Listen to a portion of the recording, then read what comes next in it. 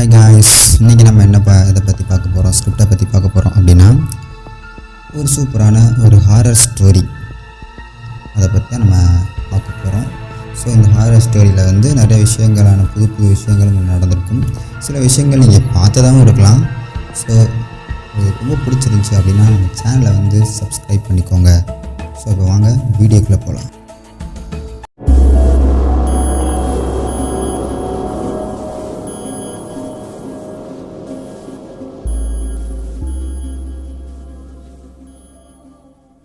சென்னை அப்படின்ற ஒரு மாநகரத்தில் தாம்பரம் என்ற ஏரியாவில் வந்து ஒரு பெரிய வீடு ஒன்று இருக்குது. ஸோ அதை வந்து ரெண்ட்டுக்கு விடுறாங்க. அந்த ஒரு வீடு ஒன்று இருக்குது. ஸோ அதுக்கு வந்து ஒரு ஃபேமிலி வந்து கொடுத்தன வராங்க. ஸோ ரெண்ட்டுக்கு வாங்கி அந்த ஃபேமிலி வந்து அந்த வீட்டுக்கு கொடுத்தன வராங்க. ஸோ அங்கே வரும்போது சில பல அமானுஷ்யங்கள் விஷயங்கள்லாம் அந்த வீட்டுக்குள்ளே நடக்க ஆரம்பிக்குது. ஸோ அவங்க என்ன பண்ணுறாங்க அப்படின்னா, அங்கே ரெண்ட்டுக்கு வந்த கொஞ்ச நாள்லேயே அவங்க அந்த வீட்டை விட்டு வெளியேறிடுறாங்க. ஸோ அதுக்கப்புறம் சில மாதங்களாக வந்து அந்த வீட்டுக்கு வந்து யாருமே வந்து அங்கே வந்து இருக்க வரல. ஸோ அதுக்கப்புறம் ஒரு சில மாதங்கள் கழித்து அர்ஜுன் அண்ட் பிரியா அப்படின்ற 2 பேர் கப்புள்ஸ், அவங்களுக்கு அப்புறம் தான் வந்து மேரேஜ் நடந்திருக்கு. அவங்க மேரேஜ் நடந்து ஒரு 1 வீக் தான் ஆயிருக்கு. ஸோ அவங்க வந்து அந்த வீட்டை சொந்தமாக விலைக்கு வாங்கி அந்த வீட்டுக்கு குடியேறதுக்காக வர்றாங்க.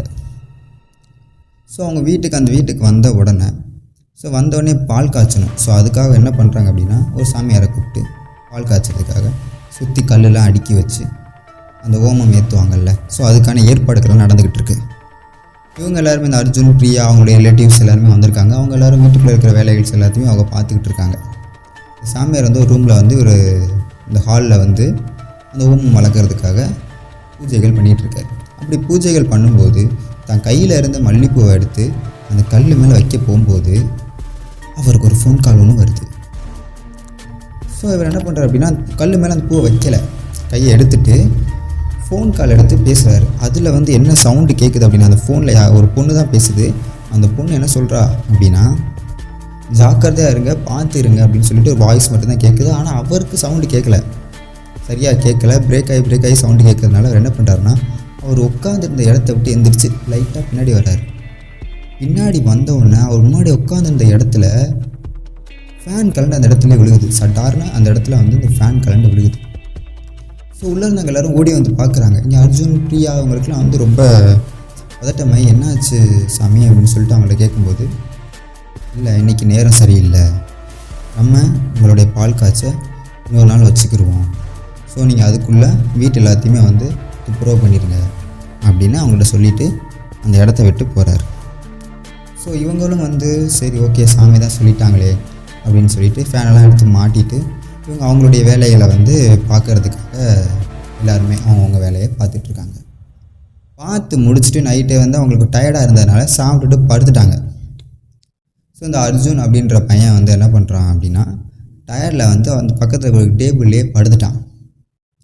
ஸோ அந்த பொண்ணோடைய, அந்த பிரியான்றிருக்கால, அந்த பிரியாவுடைய அக்கா பொண்ணு வந்து இந்த அர்ஜுன் மேலே வந்து ரொம்ப பிரியமாகவே இருக்கும்.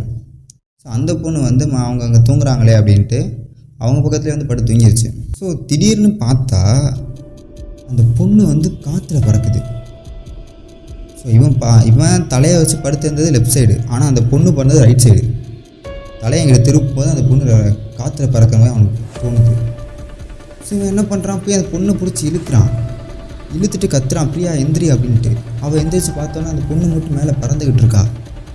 ஸோ இந்த பொண்ணு, பிரியான்ற பொண்ணும் போய் அந்த பொண்ணை பிடிச்சி இழுத்துட்டு இங்கிட்டு திரும்புகிறாங்க. மேலே அந்த பொண்ணு பறந்துகிட்டு இருந்த பொண்ணை காணோம். முன்னாடி எங்கே படுத்து தூங்கிட்டு இருந்தாலோ அதே இடத்துல தான் படுத்து தூங்கிட்டு இருக்கா. ஸோ இவங்களுக்கு ரொம்ப ஆச்சரியமாக போச்சு, ரொம்ப பயமாகவும் ஆயிடுச்சு. காலையில் சாமியார் இருக்கும்போது இந்த ஒரு விஷயம் நடந்துச்சு, இப்போது இந்த மாதிரி விஷயம் நடக்குதே அப்படின்னு சொல்லிட்டு 2 பேருமே வந்து பயந்துட்டாங்க. ஸோ காலையில் விடிஞ்சு இதை யார்கிட்டையும் சொல்ல வேணாம் அப்படின்ற ஒரு மனப்பான்மைக்கும் வந்து அவங்க வர்றாங்க. ஸோ இவன் வந்து நைட்டு ஃபுல்லாக இவனும் தூங்கலை, அவளும் தூங்கலையா. ஸோ ஒரு ரூமில் போய் அவன் தூங்கிட்டு இருக்கான். இப்போ கொஞ்சம் டிஸ்டர்பன்ஸாக உட்காந்துருக்கா. இதை பார்த்து அந்த பிரியாவுடைய அம்மா வந்து என்னம்மா ஆச்சு, ஏன் இப்படி டிஸ்டர்பன்ஸாக உட்காந்துருக்கா அப்படின்னு சொல்லும்போது, அவள் நடந்தது எல்லாத்தையுமே சொல்லிக்கிட்டு இருக்கா அவங்க அம்மாட்ட. சொல்லும்போது சடனாக என்ன ஆகுது அப்படின்னா, இவன் தூங்கிட்டு இருந்தவன் ஒரு ஒரு கோரமான வாய்ஸில் எழுந்திரிச்சு நான் உன்னை விட மாட்டேன் அப்படின்ற மாதிரி அவன் ஒரு வார்த்தையை சொல்கிறான். அர்ஜுன் சொல்லி பிரியா வந்து அர்ஜுன் சொல்லி கத்தும்போது சடனாக அவன் முழிச்சிடுறான். முழிச்சு என்னாச்சு அப்படின்னு கேட்கும்போது இல்லை ஒன்றும் ஆகலை அப்படின்னு சொல்லி அவள் மழுப்பி அவனை தூங்க வச்சிடுறான். ஸோ இந்த மாதிரியான விஷயங்கள் வந்து தொடர்ந்து நடந்துக்கிட்டே இருக்குது. ஸோ இவங்களுக்கு என்ன பண்ணுறது ஏது பண்ணுறது அப்படின்னு சொல்லிட்டு எதுவுமே தெரியலை. ஸோ அவங்க என்ன பண்ணுறாங்க அப்படின்னா, அந்த சாமியார் போனார்ல, அவருக்கு கால் பண்ணி நீங்கள் வாங்க அப்படின்னு சொல்லி அவங்க கால் பண்ணி கூப்பிட்றாங்க. அவரும் வர்றார். அவர் வந்து என்ன பண்ணுறாரு அப்படின்னா,